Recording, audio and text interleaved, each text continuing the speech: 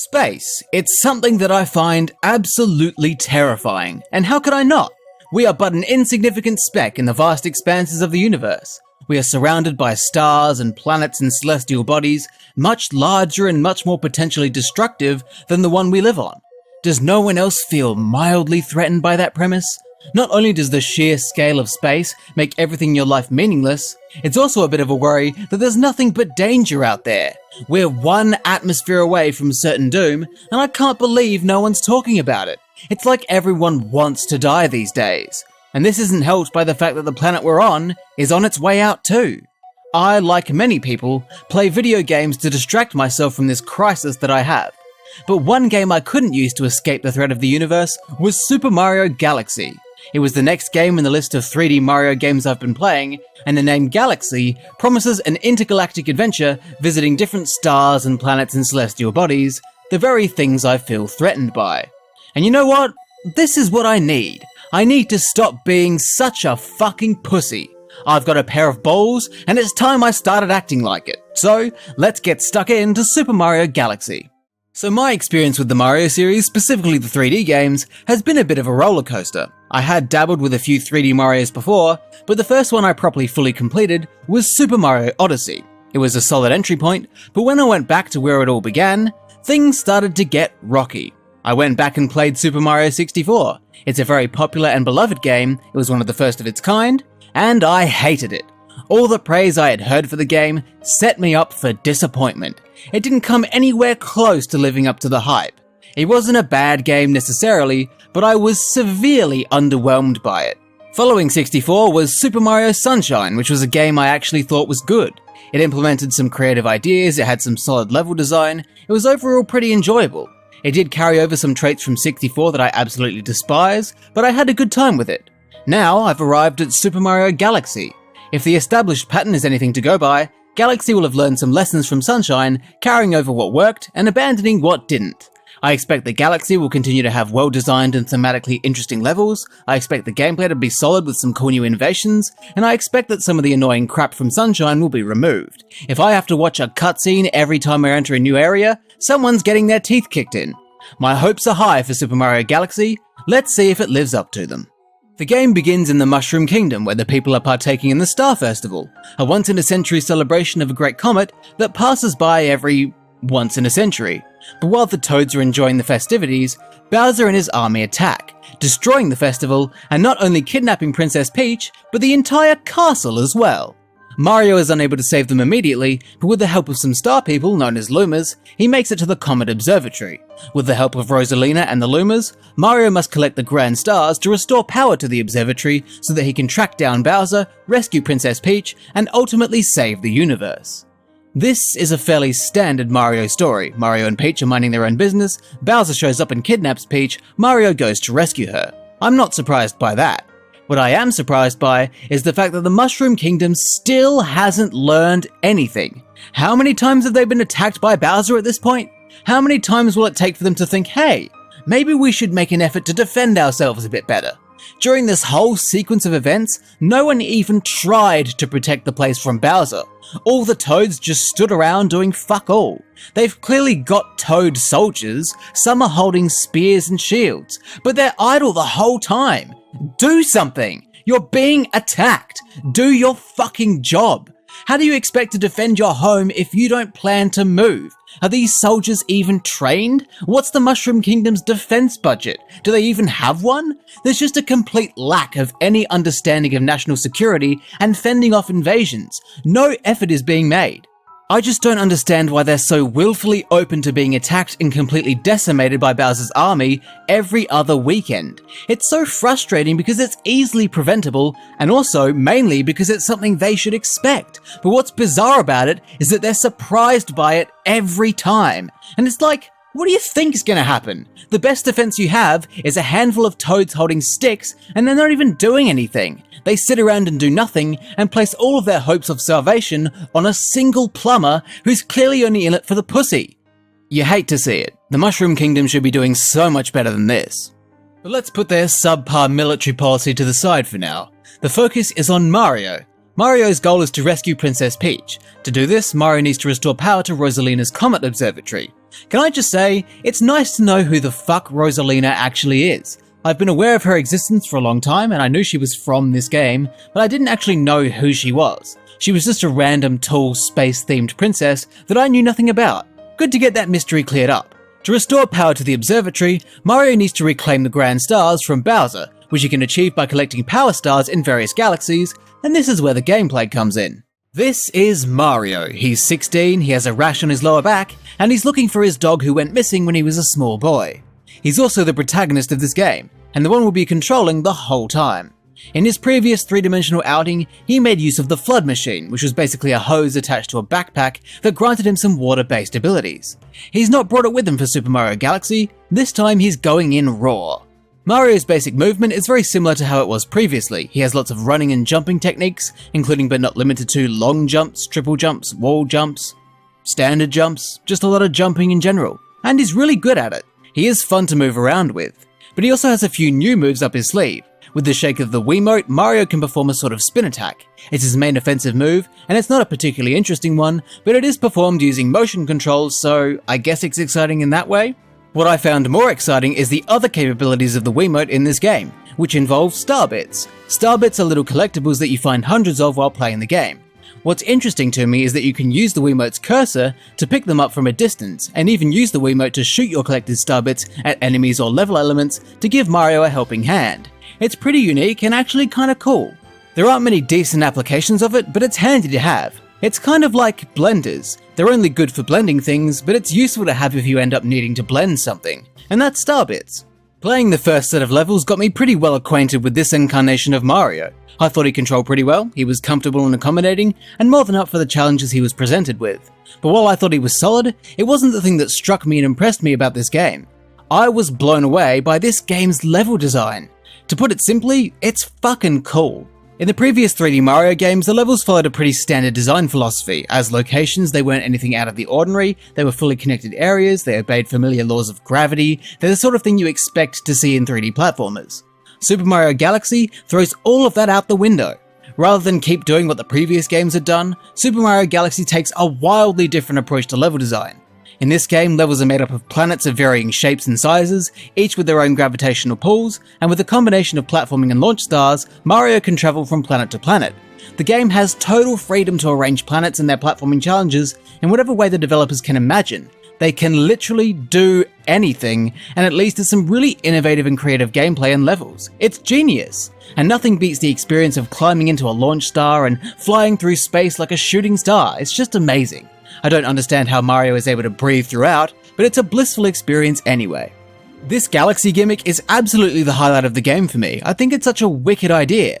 Sometimes I feel like there are areas where it doesn't work so well. Occasionally there will be clusters of planets whose orbits sort of overlap, and it can be quite awkward to navigate.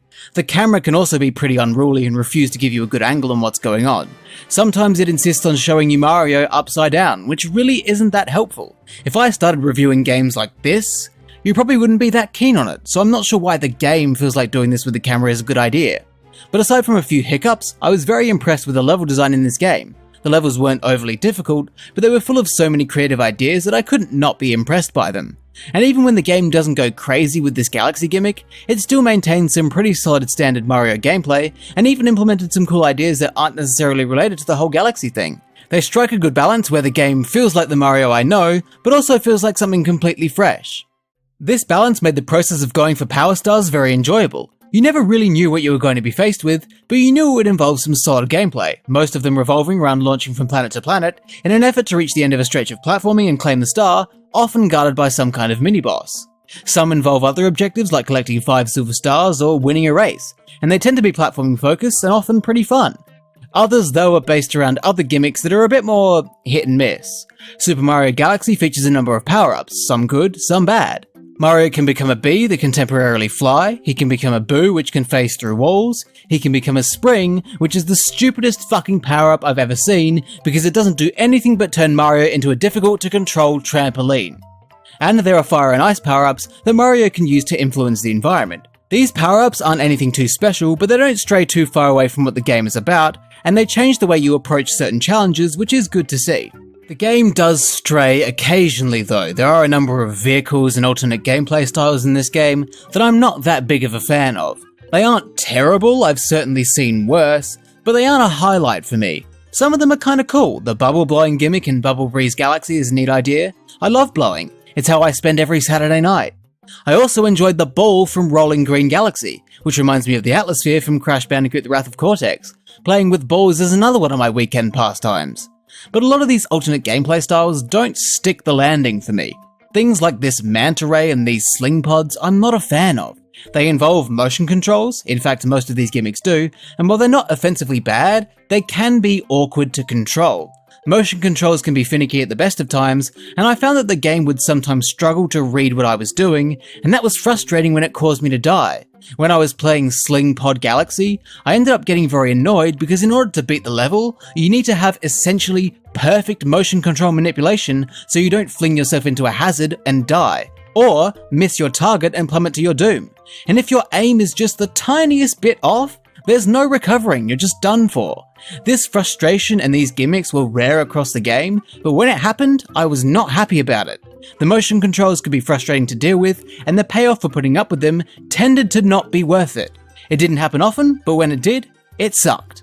Thankfully, most of the game didn't go down this path. It stuck to its core without flooding the game with bullshit. And not only that, it also removed some of the bullshit from the previous 3D Mario games. Not within the realm of gameplay, but instead within the realm of quality of life.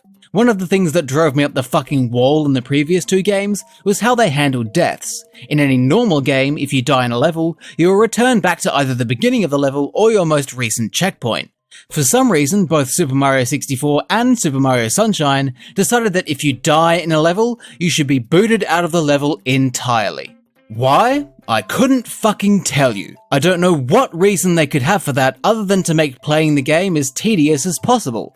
In isolation, it doesn't sound like a big deal, but when you're shit at video games like me, then you end up racking up a lot of deaths, sometimes deaths that aren't even your fault.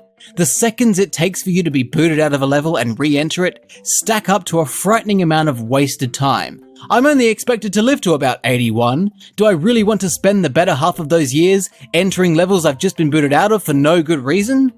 Luckily, Super Mario Galaxy heard my cries and did away with that bullshit, keeping you within the level when you die and even being kind enough to grant checkpoints as well. That's how it should be done.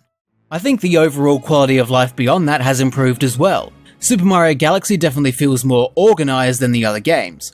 All three feature hub worlds, but Galaxy's is the smallest one by far, and the level entrances aren't scattered about at random. They're divided into domes, which are basically this game's equivalent of worlds. From these domes, you can select any one of their levels to play. You do still have to select which star you want to go after, which I'm still not a big fan of. I get that each star uses different level elements and set pieces and whatever, but I still don't like it. Mainly because you can still collect other stars, even if they weren't the one you selected. Perfect example occurred in Sea Slide Galaxy. I was in the process of collecting the 5 silver stars when I was distracted by a hungry Luma that granted me access to a new challenge which I completed. This awarded me with that star instead of the one I selected, and I had to go back and reselect that star and collect the 5 silver stars again because I had lost all progress on it, because I picked up a different star. It's just inconvenient, and it's not like they have a good excuse for making it like this. In the previous games it was fair enough, since they had to add certain things to the levels to make the stars work. But with this game, they can literally just add planets whenever and wherever they want. There's nothing stopping them from just having new planets and including all the stars at once. I just find it disrupts the flow of the game, and it's not what you want.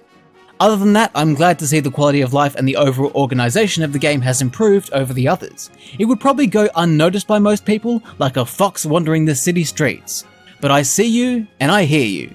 Ring ding ding ding ding ding ding. I appreciate it. What Mario games always tend to nail is the presentation. They rarely ever botch that up, especially the music. Super Mario Galaxy's music is phenomenal. I was surprised at how much I actually recognized. I don't know where I would have heard any of this soundtrack before, but every so often I would hear a melody and think, oh my god, this is where that's from? It's really surreal. This game released knowledge in my brain that I didn't even know I had. Something good happened and it unlocked a memory. It's like reverse trauma. The music is fantastic overall. There's a good mix of sounds, ranging from simple and cheeky to grand and orchestral. It's really impressive. But I must admit, the visual side of the presentation didn't really impress me as much. I think the game does look great, it's very vibrant and colourful and charming, but I think the visuals suffer due to the level environments. I have some problems with them. In terms of gameplay, the levels are fantastic, but as environments, they're really flawed. The previous games would have fully connected areas that made sense. They felt like places that could actually exist, places you feel like you could visit. In Super Mario Galaxy, the levels just aren't that. Each level is just a bunch of disconnected shapes hovering over a void. And I get that they're supposed to be galaxies, but that doesn't excuse the issue. The levels in this game don't feel like locations, they don't feel like anything. I mean, think about it. What kind of level would you rather explore? A fully connected, coherent environment rich with detail, or a collection of random shapes suspended in midair? Granted, some levels do somewhat feel like actual locations. Galaxy's Honey Hive and Beach Bowl are good examples, but a lot of them do feel like nothing. The other thing that hurts the level's presentation is that they don't have creative themes either. Most just rehash the same themes used in previous Mario games. Grasslands, beaches, deserts, castles, it's all the same stuff, but this time it's in space. They had the opportunity to create galaxies. That gave them the freedom to do literally whatever they wanted. They could have created a whole bunch of alien galaxies with flora, fauna, and geographical features that you would never see on Earth. But instead of that, they stuck with the same stuff they've always done, but now it's in space. And it's worse because that same stuff has now been split into chunks and scattered across the celestial abyss, making them disjointed and sometimes incoherent. I don't mean to imply the visual presentation is bad, the game looks great, but I think Super Mario Galaxy's approach to level design hurt the level environments overall, and I didn't end up finding them that memorable or impressive. That didn't ruin my experience though. I kept playing until the very end and witnessed the story's finale, which I must say was unexpectedly bombastic.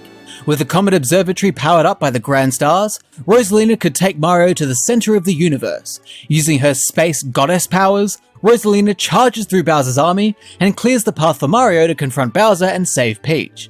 The final level was a very fun and challenging platforming gauntlet, incorporating all of the best and most innovative bits of the gameplay and blending them all into one hell of a level, which culminated in the final boss against Bowser.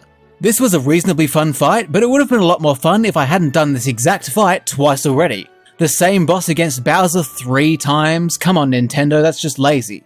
Still, it was a good fight and a good way to wrap up the story. With Peach rescued and Bowser's Galaxy Reactor destroyed, the cast of colourful characters can finally return home and continue the celebrations, and the game ends with a zoom out from the Mushroom Kingdom, demonstrating exactly what I'm talking about. Look at this! These aren't level environments, it's just a bunch of random crap hovering in the middle of the nothingness of space. Anyway, Super Mario Galaxy was brilliant. I really enjoyed this game. It has a really great concept, having Mario fly around different galaxies and planets. It's an approach to level design that I've not seen before, and I thought it was really creative and innovative. The gameplay definitely delivered. There were moments of frustration when I had to deal with some shitty gimmick with motion controls, but those were few and far between. Most of the game was immaculate, and the gameplay was very hard to fault. Honestly, the game's biggest weakness is the level environments. Their disjointed, spread out nature made them feel less like level environments and more like a bunch of meaningless geometry. Maybe they were doing a throwback to Super Mario 64's levels, who's to say? But honestly, if that's the game's biggest weakness, you've got a good game on your hands. Super Mario Galaxy was a great game. I'm still terrified of space though.